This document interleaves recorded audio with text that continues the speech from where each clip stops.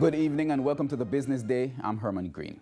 President of the Realtors Association of Jamaica, Andrew James, is calling for more high-end accommodations to be built in Jamaica. Right now, apart from Trial, that's the only one that comes to mind in terms of high-end development. And so we'd love for developers to now look at these because the demand is there for them.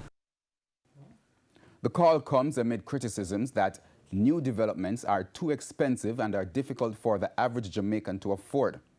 But Mr. James argues that the housing developments in Jamaica are too cheap and largely undervalued compared to other territories in the region.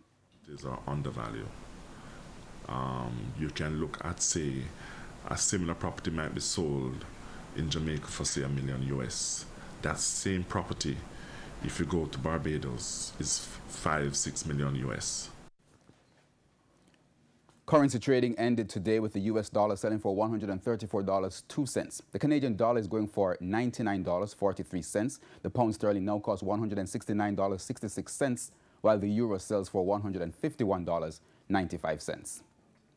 The JSE index advanced by 1,041 points today, while the junior market index declined by 17 points. Among today's winners, Salada Foods, Proven Investments, Siboney Group, Express Catering, and Berger Paints.